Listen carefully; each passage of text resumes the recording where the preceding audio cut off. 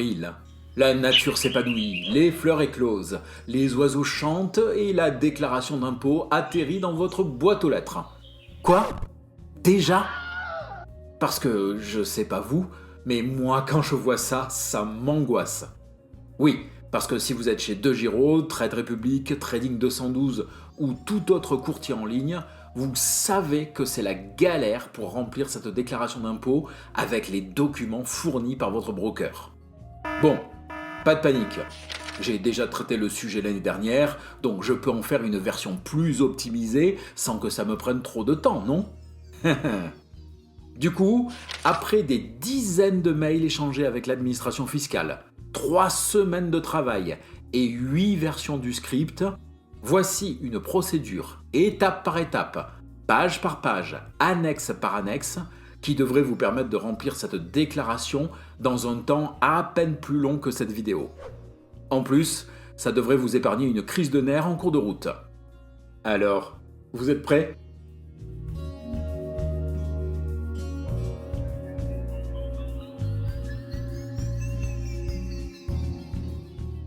Bonjour à tous et bienvenue sur 1, 2, 3 Richesse, la chaîne qui vous apprend à investir même si vous avez peu de moyens et même si vous n'y connaissez rien.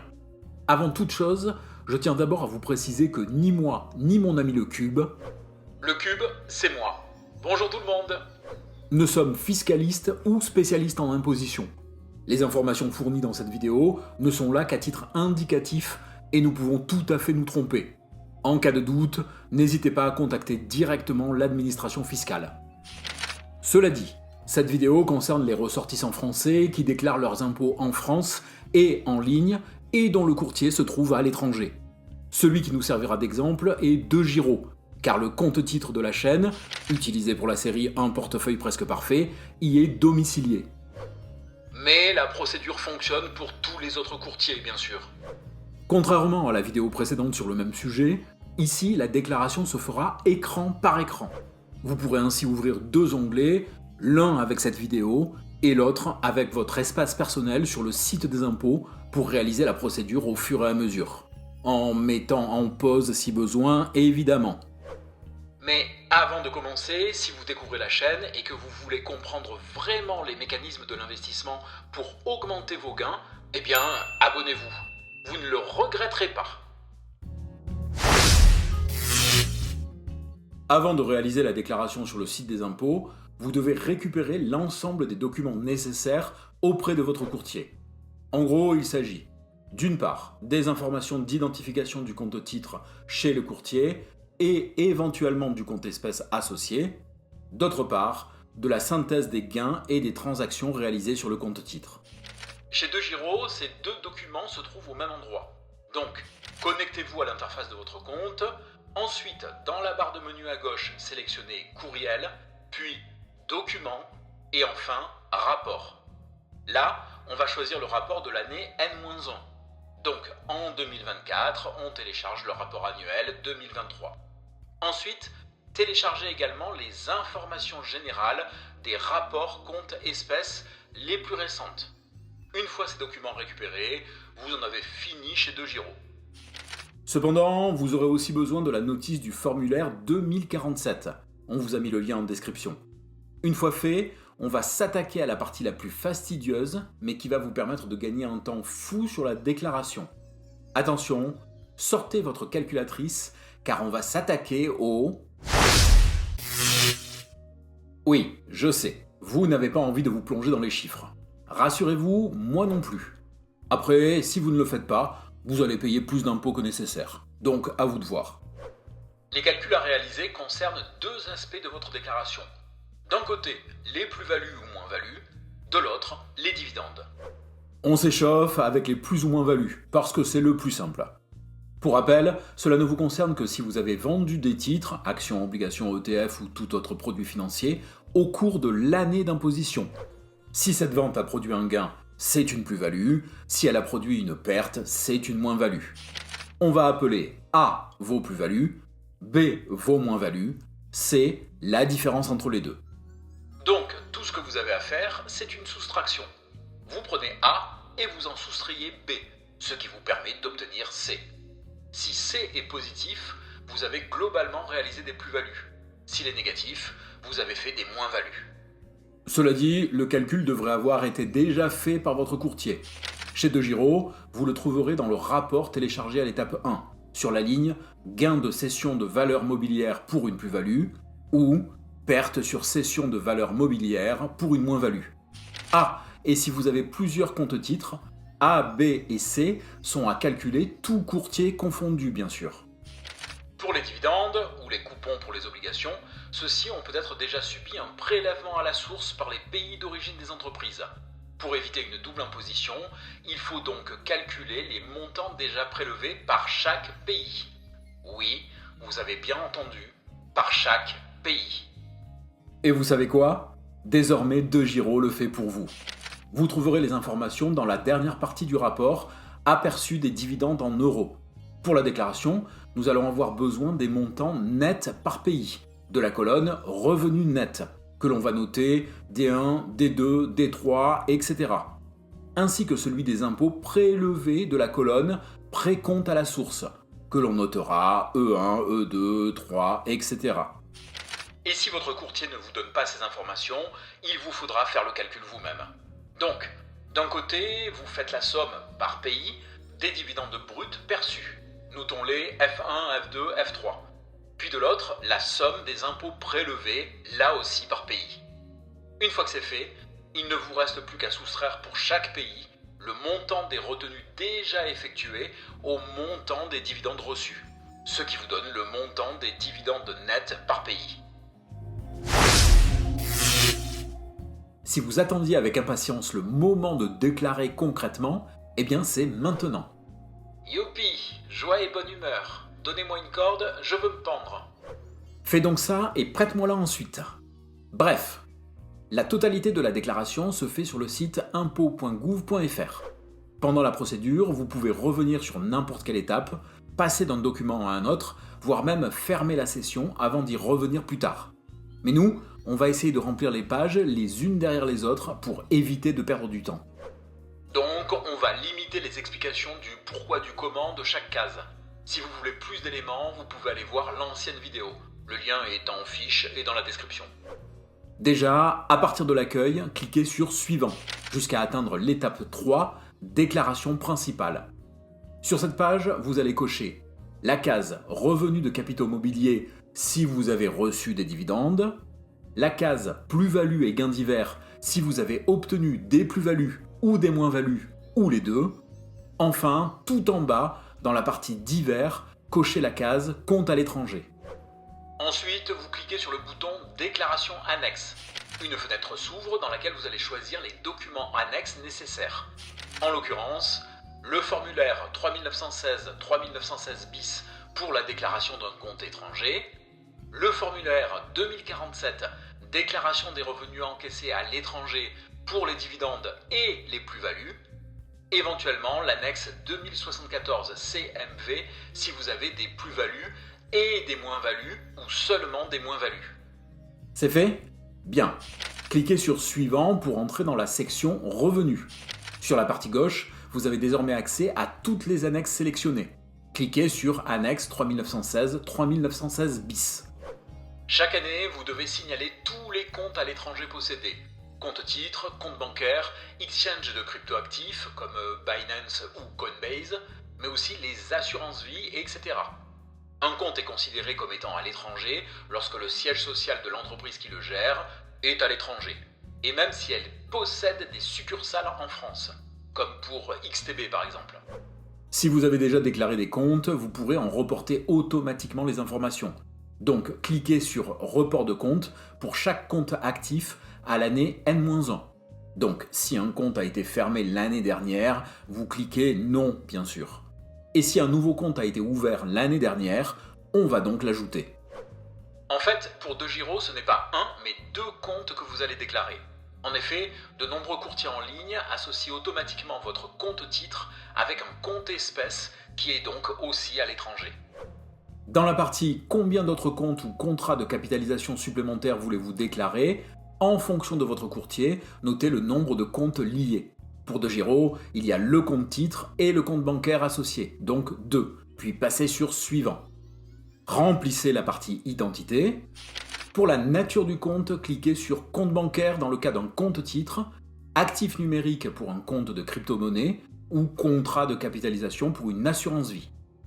Pour le numéro du compte, indiquez pour le compte titre l'identifiant que vous avez chez DeGiro et dans le cas du compte bancaire associé, l'IBAN fourni par le document Information générale que nous avons déjà téléchargé. Pour la caractéristique du compte, dans les deux cas, cochez Autre. Indiquez la date d'ouverture ou celle de fermeture s'il a été clôturé l'année passée. Renseignez ensuite l'adresse de votre courtier ou de la banque s'il s'agit du compte espèce. Au cas où, voici les infos que j'ai pu trouver pour différents courtiers, mettez sur pause au besoin. Cochez titulaire en propre du compte bancaire, puis sur usage personnel exclusivement. Voilà, votre compte est maintenant enregistré auprès de l'administration fiscale. Vous l'avez compris, pour chaque compte à déclarer, vous devez reprendre la procédure. Passons donc à la suite de la déclaration. Pour nous attaquer aux plus-values et moins-values.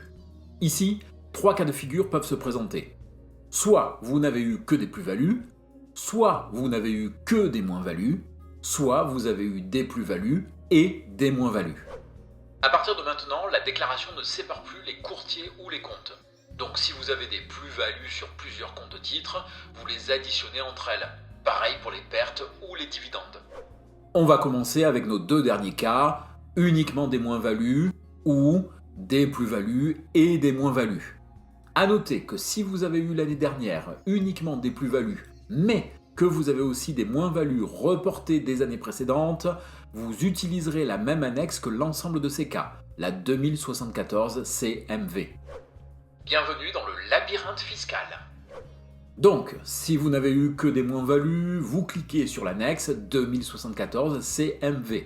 Puis, dans le cadre 2, ligne 24, total des moins-values de l'année calculée par vos intermédiaires financiers, vous renseignez le montant total de vos moins-values. On l'avait noté B tout à l'heure, mais chez DeGiro, vous le trouvez à la ligne perte sur cession de valeur mobilière de votre rapport annuel. Ensuite, vous cliquez sur Suivant jusqu'à atteindre le cadre 5, suivi de vos moins-values antérieures reportables sur 10 ans. Puis, vous reportez le montant de votre ligne 24 dans la case correspondant à l'année d'imposition. Si vous avez des moins-values des années antérieures encore disponibles, vous les trouverez dans la partie 1 du même document, pensez à les reporter également dans les cases correspondantes. Sinon, elles seront perdues à tout jamais. Ben oui, faudrait pas que le fisc vous aide à payer moins d'impôts quand même. Maintenant, si vous avez eu à la fois des plus-values et des moins-values, toujours dans l'annexe 2074 à CMV, vous allez remplir dans la partie 2, votre situation, la ligne 21, total des plus-values de l'année calculée par vos intermédiaires financiers, le montant A que l'on avait calculé dans l'étape 2 de cette vidéo. Puis, vous indiquez ensuite sur la ligne 24, total des moins-values calculées par vos intermédiaires financiers, le montant B que l'on a également calculé dans notre étape 2. Cliquez sur Suivant, puis rendez-vous dans la partie intitulée Phase 1, cadre 2, valeurs mobilières, droits sociaux, titres assimilés, calcul de vos intermédiaires. Là, dans la colonne A, vous indiquez le montant des plus-values, notre montant A. Dans la colonne B, le montant des moins-values, notre montant B. Et colonne C, la différence entre les deux, notre montant C. Mais si votre montant C est négatif, alors dans la colonne C, vous mettez 0, puis vous reportez le montant de A moins B dans le cadre 5 de la partie suivante dans la case correspondant à l'année d'imposition. Par contre, si le montant de la colonne C est positif et qu'il vous reste des moins-values des années précédentes, vous pouvez les utiliser pour compenser les plus-values. Vous indiquez alors le montant utilisé dans la colonne D, sans oublier de modifier les valeurs du cadre 5 de la partie suivante. De plus, si les plus-values sont issues de titres acquis avant le 1er janvier 2018 et que vous optez pour une imposition au barème progressif, vous pouvez bénéficier d'un abattement pour durée de détention. Dans ce cas-là, c'est la partie basse du cadre 2 que vous remplissez en calculant par vous-même l'abattement. Vous pouvez le noter quelque part en le codant G, on en aura besoin plus tard. Les modalités du calcul se trouvent dans le formulaire 2074 ABT dont on vous a mis le lien en description quand je vous dis que c'est un labyrinthe. Maintenant, il nous reste le cas où vous avez eu seulement des plus-values que l'on va traiter en même temps que l'autre gros morceau de cette fichue déclaration, les dividendes. Mais avant ça, vous pouvez faire une pause café et en profiter pour mettre un like à la vidéo, parce que ça a été la galère de synthétiser tout ça. La pause vous a fait du bien ? J'espère, car c'est maintenant que ça va être coton. On va s'occuper de deux choses à la fois. D'une part, du cas des plus-values sans aucun report de moins-value des années antérieures. Sinon, vous déclarez ces plus-values non pas dans le formulaire 2047, mais bien dans le 2074 CMV de l'étape précédente. Faudrait pas que ce soit trop simple quand même. D'autre part, des dividendes desquels on va déduire les impôts déjà prélevés par les pays d'origine. Donc faites attention si vous n'êtes concerné que par un seul des deux cas. Mais tout va se faire via l'annexe 2047, sur laquelle vous allez d'ailleurs cliquer. Puis, vous cochez la case des revenus des valeurs et capitaux mobiliers imposables en France pour les dividendes et ou la case des plus-values imposables en France pour vos plus-values si vous en avez. Pour les dividendes, on va avoir deux cas de figure. Les dividendes perçus auprès de sociétés étrangères et les dividendes perçus auprès de sociétés françaises.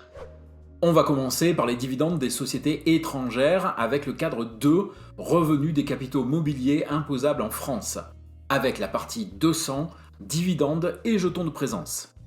Dans les cases 202, vous allez mettre les pays d'origine des dividendes perçus. Si vous avez suivi la vidéo point par point, vous avez déjà cette liste. Ensuite, dans les cases 203, vous allez indiquer les montants nets encaissés par pays. Vous savez, nos D1, D2, D3 de tout à l'heure. Dans les lignes 204, vous allez inscrire les taux appliqués pour chaque pays. Et c'est là qu'entre en jeu la notice du formulaire 2047 que l'on vous a fait télécharger en début de vidéo. Vous trouverez la liste complète par pays. Par exemple, pour les États-Unis, le taux est de 17,7%. Petite astuce, si vous avez plus de pays que de colonnes, rassemblez dans la même colonne les pays ayant les mêmes taux. Une fois que vous avez calculé les résultats, indiquez-les dans les cases 205. Mais on va quand même noter les sommes déjà prélevées sur la ligne 206. On les avait notées E1, E2, E3. On va aussi se mettre le total de côté en le codant H. Normalement, la ligne 207 se remplit automatiquement, en prenant le plus petit chiffre des cases 205 et 206. Ne me demandez pas pourquoi. Alors, normalement, il existe une procédure pour récupérer les différences auprès des pays concernés. Mais ça a l'air extrêmement compliqué. Si quelqu'un a des infos là-dessus, nous sommes preneurs. Ensuite, vous additionnez le montant total des lignes 203 et 207, puis vous l'inscrivez dans les cases 208, 221 et 222. Alors, ce n'est pas terminé pour les plus-values, mais comme on fait la déclaration au fil de l'eau, on passe aux dividendes perçus auprès des sociétés françaises.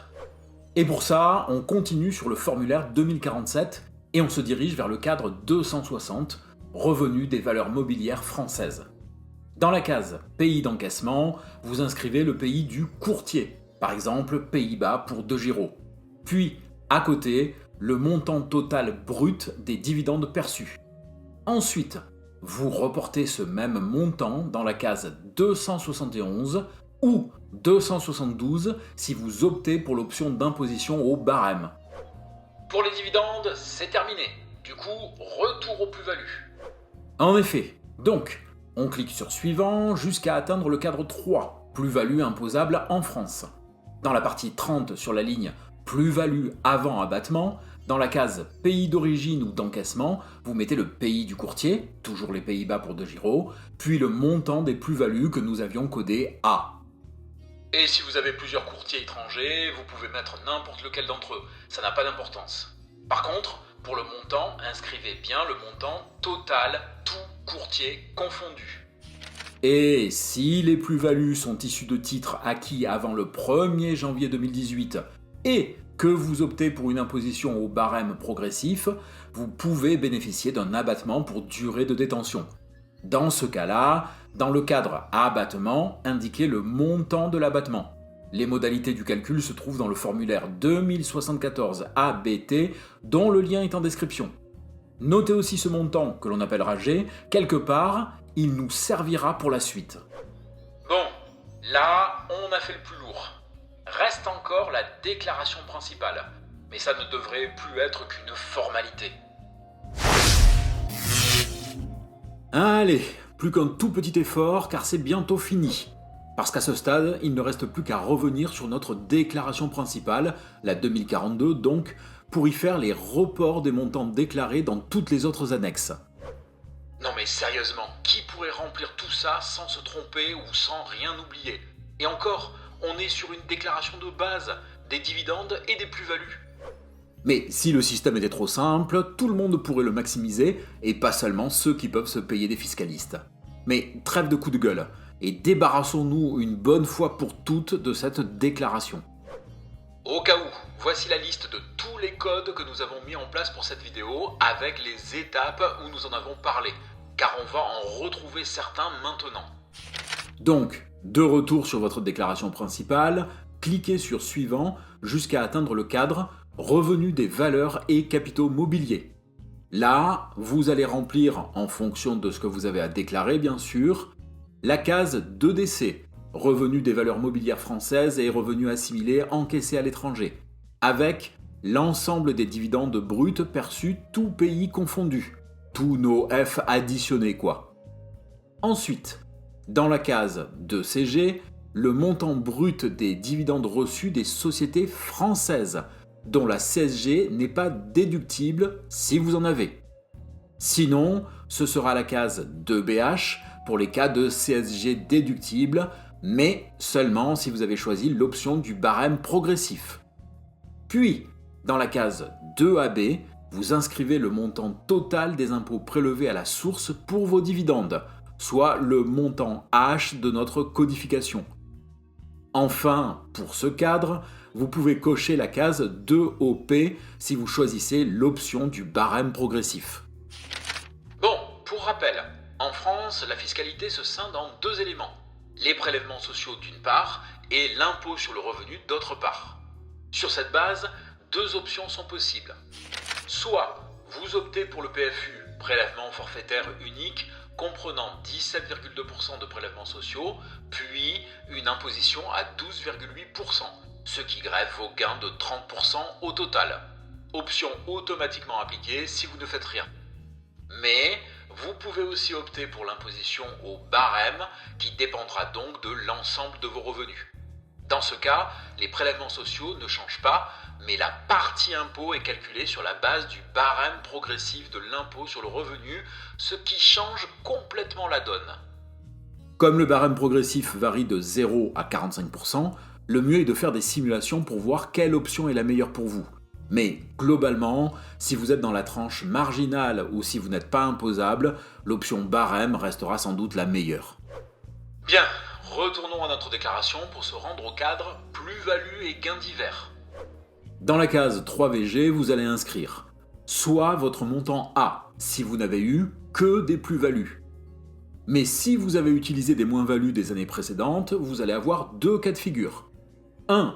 Si le report de moins-value n'a pas été suffisant pour annuler complètement vos plus-values, alors vous inscrivez la différence restante.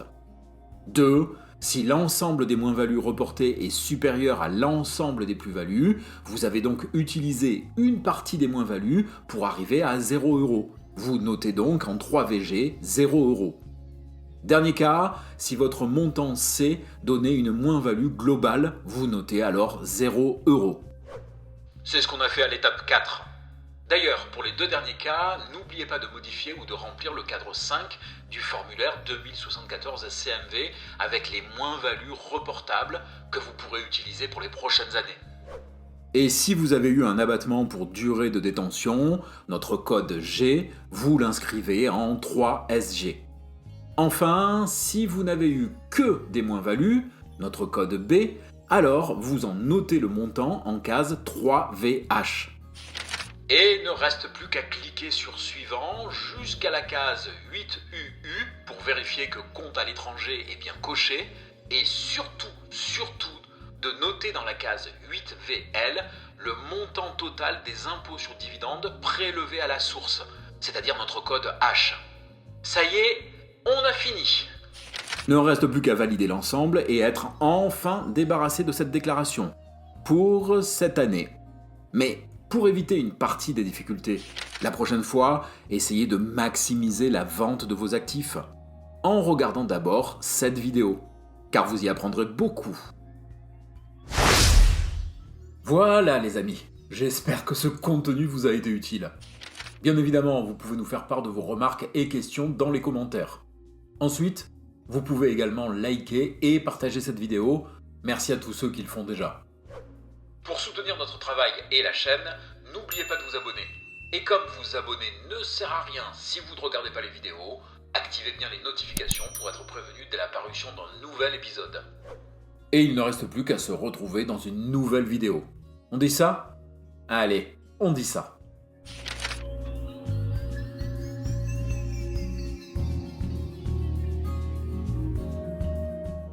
C'est un dédale fiscal, pas un labyrinthe. Pardon ? Un labyrinthe, il n'y a qu'un seul chemin possible. Un dédale, c'est lorsqu'il y a une multitude d'embranchements. Faut pas confondre. Ouais dédale ou labyrinthe, on s'en fout. Dans tous les cas, c'est une galère.